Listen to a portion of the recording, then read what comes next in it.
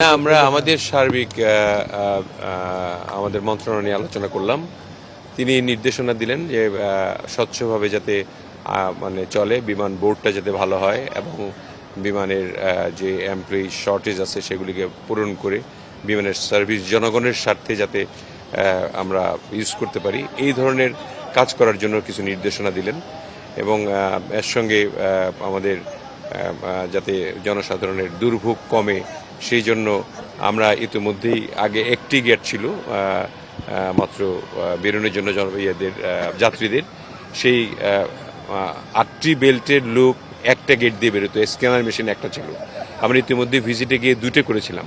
তিনি আমাদেরকে বললেন যে প্রয়োজনে 3টা করে দেন যাতে জনদুর্ভোগ পোহাতে না হয়, যাতে আপনি 2-3টা ফ্লাইট আসলে অনেকগুলো ভিড় হয়, সেই ভিড়ের মধ্যে খুব তাড়াতাড়ি যাতে লাগেজ নিয়ে আমাদের জনগণগুলি সুন্দরভাবে তাড়াতাড়ি বেরোতে পারে, মানে বিদেশের মতো। আস্তে আস্তে ঠিক করার জন্য তিনি নির্দেশনা দিয়ে আমরা এটা মন্ত্রণালয় থেকে আমরা চেষ্টা করছি যে বিমানের বোর্ডকে চেঞ্জ করা, তারপরে আপনার বিমানের বাইরে থেকে যাতে সিইও হায়ার করে সুন্দর করে বাইরের আদলে আমরা কিছু করতে পারি, জনসেবায় যাতে ক্লিননেসটা থাকে এবং বাইরের এয়ারক্রাফটের সঙ্গে কম্পিটিশন করে যাতে আমরা চলতে পারি, এইভাবে আমরা চিন্তা করছি। সরকারি মালিকানায় রেখে যত উদ্যোগী এর আগে নেওয়া হয়েছে কোনোটাই শেষ পর্যন্ত কোনো কাজের কাজ হয়নি, মানে বদলই হয়েছে, কিন্তু যা তাই সার্ভিস যা না, এটা তো পাবলিক, আপনার তো এমনি শতভাগ তো না, বিমান তো না, শতভাগ সরকারি মালিকানায়। এটা সিভিল এভিয়েশন শতভাগ মালিকানা। কিছু শেয়ার পাবলিক আছে তো, আছে, সেটা 60% তো বিমানের, বাকি তো মার্কেট আছে। তো আমরা দেখতেছি কিভাবে সব কম্বাইন করে টিকেটের দামটা সহনীয় পর্যায়ে থাকে, সেগুলো নিয়ে আমরা ওয়ার্কআউট করতেছি।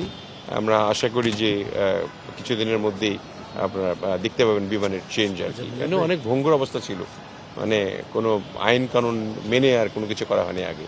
তো আমরা একটা একটু ফরমেশনে যাচ্ছি আর কি, নতুন করে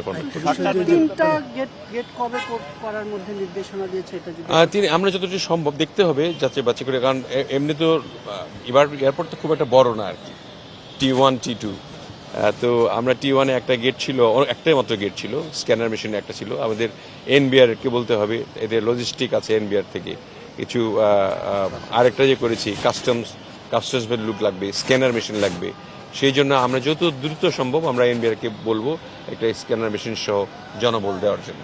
একটি বিষয় লাগবে, এই যে যুদ্ধের কারণে তো বিমানের বেশ কিছু রুট বন্ধ আছে, সেগুলো নিয়ে আলোচনা হচ্ছে কিনা, সেগুলো আলোচনা হচ্ছে, এগুলো নিয়ে আপনাদের পরিকল্পনা? আমরা পরিকল্পনা রয়েছে ইতিমধ্যে, যেগুলি আমরা 4টা রুটও ইতিমধ্যে চালু করেছি। আপনারা জানেন যে আজ পর্যন্ত চলছে 4টা, জেদ্দা, মদিনা, আমাদের রিয়াদ এবং মাস্কাট। আমরা এখন আজকে থট দিচ্ছি যে আমরা দুবাইতে আমরা চালু করতে পারি কিনা আপাতত, কারণ যুদ্ধ পরিস্থিতি তো আমাদের হাতে না, নিশ্চয়ই আপনারা বুঝেন আর কি, কিন্তু রিস্ক ফ্যাক্টর তো রয়েছে। রিস্ক ফ্যাক্টরগুলি চিন্তা ভাবনা করে ওই দিকের যে আমাদের খবরাদিগুলি নিয়ে তারপরে আমাদের কাজগুলি করতে হবে।